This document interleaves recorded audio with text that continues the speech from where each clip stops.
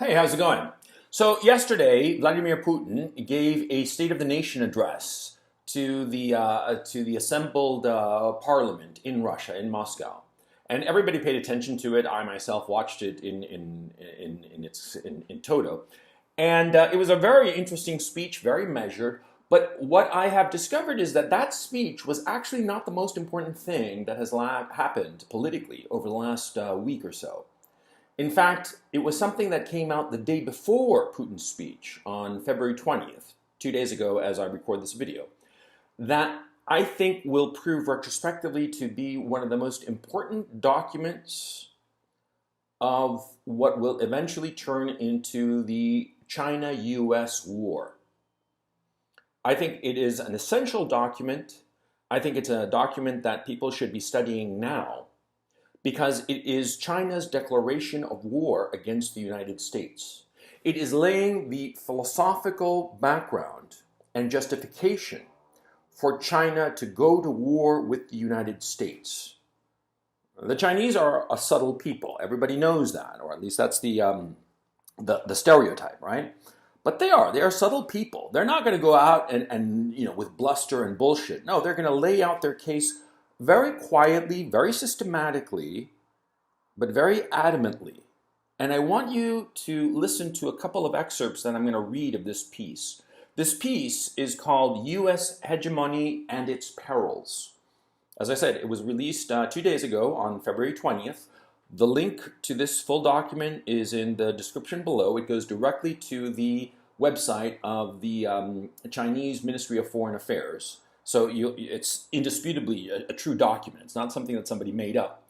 And I want to read you two parts. I'm going to read you the introduction and the conclusion. Now, both parts are very brief, but it is really, like I said, the prosecution's case against the United States. And let me read you first the introduction. Since becoming the world's most powerful country after the two world wars and the Cold War, the United States has acted more boldly to interfere in the internal affairs of other countries, pursue, maintain, and abuse hegemony, advance subversion and infiltration, and willfully wage wars, bringing harm to the international community. The United States has developed a hegemonic playbook to stage, quote, color revolutions, instigate regional disputes, and even directly launch wars under the guise of promoting democracy, freedom, and human rights. Clinging to the Cold War mentality, the United States has ramped up bloc politics and stoked conflict and confrontation. It has overstretched the concept of national security, abused export controls, and forced unilateral sanctions upon others. It has taken a selective approach to international law and rules, utilizing or discarding them as it sees fit, and has sought to impose rules that serve its own interests in the name of upholding a, quote, rules-based international order. This report, by presenting the relevant facts, seeks to expose the U.S. abuse of hegemony in the political, military, economic, financial, technological, and cultural fields, and to draw greater international attention to the perils of the U.S. practices to world peace and stability and the well-being of all peoples. Now that's the introduction. There follows 5 sections that expand on this introduction and the points raised by this introduction. The parts are, the first one is political hegemony, throwing its weight around. That's the title of the part. Part 2, military hegemony, wanton use of force. Economic hegemony, looting and exploitation. Technological hegemony, monopoly and suppression. And finally, part 5, cultural hegemony, spreading false narratives. Okay, those are the 5 parts of the bulk of this piece, and I'm going to read you now the conclusion, which follows these Very systematic sections. I really urge you to go and look at this and read it for yourself. It's, like I said, in the description below. And everything said in each of those 5 sections is spot on. And more importantly, any nation outside of the United States will read these points and just nod along and say, oh yeah, that's exactly how the United States behaves. It acts like a bully, like a capricious bully that uses its power indiscriminately, egotistically, just to achieve its ends. Anybody outside the United States, and probably a lot of people in the United States who are more honest, they will recognize that everything that China is saying in this document is absolutely true. And here I come to the conclusion. Quote, while a just cause wins its champion wide support, an unjust one condemns its pursuer to be an outcast. The hegemonic, domineering, and bullying practices of using strength to intimidate the weak, taking from others by force and subterfuge, and playing zero-sum games are exerting grave harm.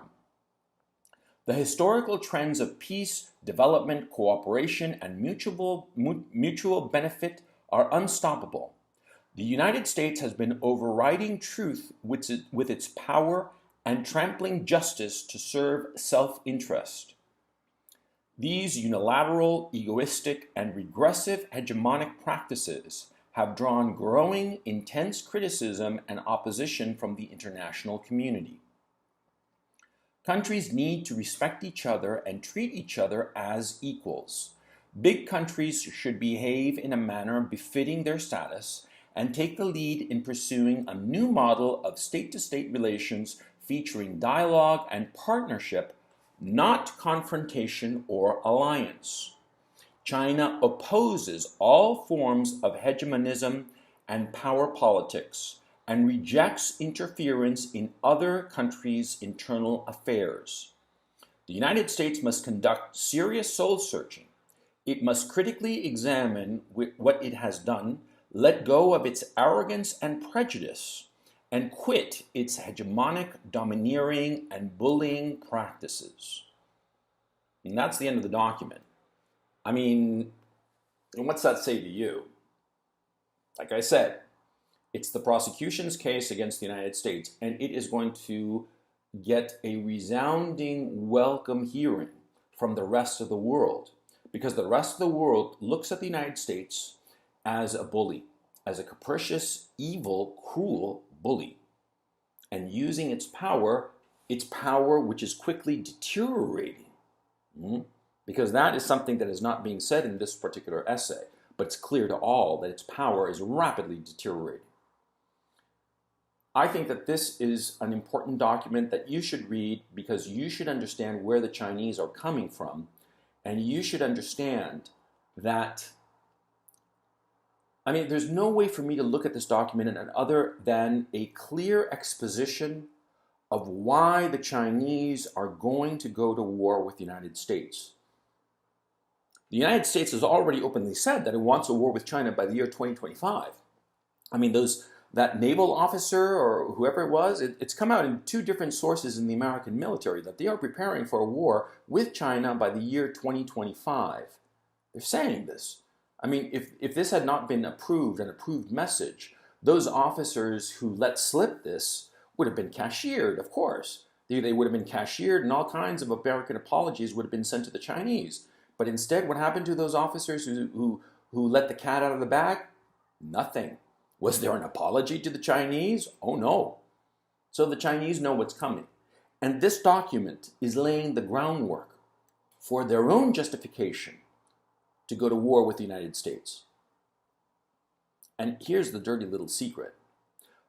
In a war between China and the United States, the Americans would lose, and lose badly. And because of this loss, and because of the panic and hysteria that would ensue, it's very likely that the Americans would resort to nuclear weapons. And after that, who knows what could happen?